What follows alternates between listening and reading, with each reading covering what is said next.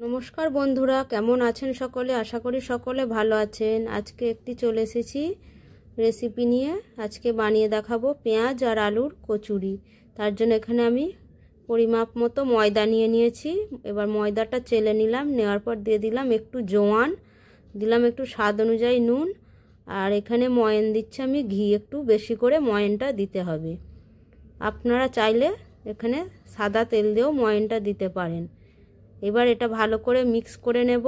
Mix করে নেওয়ার পর এটা আমি অল্প অল্প জল দিয়ে মেখে নেব।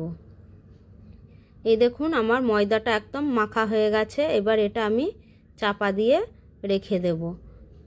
এবার এদিকে আমি যে কচুরিটা বানাবো তার পুর তৈরি করার জন্য এখানে আমি নিয়েছি গ্রেট করা আদা রসুন, পেঁয়াজ নিয়েছি আর কাঁচা লঙ্কা কুচি, আর এখানে আছে সিদ্ধ করা আলু। এবার কড়াইয়ে তেল দিয়ে দিয়েছি, দিয়ে দেব একটু জিরে ফোড়ন। জিরেটা ভাজা হয়ে গেলে দিয়ে দেব আদা রসুন গ্রেট করাটা, ওটা ভাজা হয়ে গেলে পেঁয়াজ কাঁচা লঙ্কা কুচিটা দিয়ে দিলাম স্বাদ অনুযায়ী নুন দিয়ে দিলাম হলুদ গুঁড়ো, দিয়ে দিলাম কাশ্মীরি লঙ্কার গুঁড়ো, একটু ধনের গুঁড়ো। দেওয়ার পর ভালো করে নাড়াচাড়া করে নিলাম। এবার এই পুরটা একটু চটপটা করার জন্য আমি এখানে দিয়ে দিলাম একটু চাট মশলা, বেশি করে একটু চাট মশলা দিয়ে দিলাম। এবার পেঁয়াজটা ভালো করে একটু ভাজা হয়ে গেছে, একটু নরম হয়েছে, বেশি ভাজার দরকার নেই এখানে পেঁয়াজ। আলুটা দিয়ে ভালো করে নাড়াচাড়া করে পুরটা নামিয়ে নিলাম। এবার পুরটা এদিকে ঠান্ডা হয়ে গেছে, এইভাবে করে আমি গোল গোল করে রেখে দিয়েছি। এবার এই যে ময়দাটা খুব এদিকে ভালোভাবে নরম হয়ে গেছে। এবার এটা আমি গুচি কেটে নেব। গুচিটা একটু আমি বড় কেটেছি। আপনারা কচুরিগুলো যেমন বানাবেন সেইভাবে ময়দার গুচিগুলো কেটে নেবেন।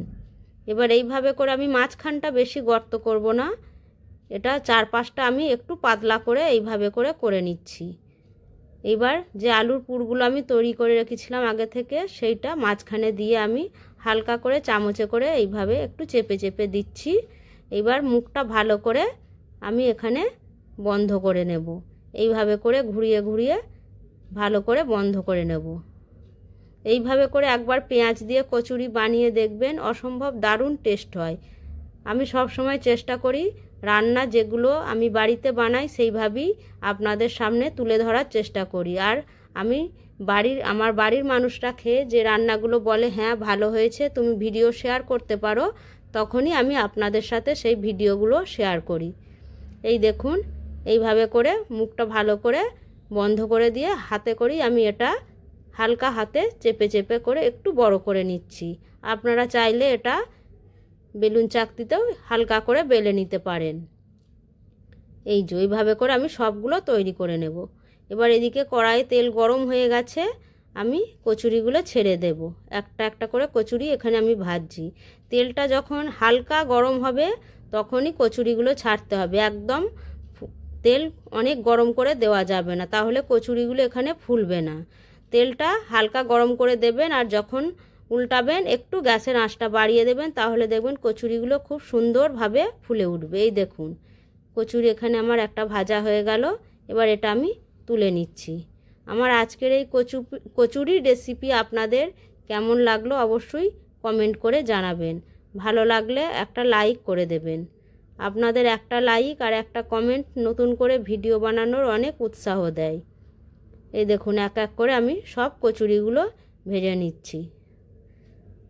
এই দেখুন কত সুন্দর কচুরিগুলো হয়েছে।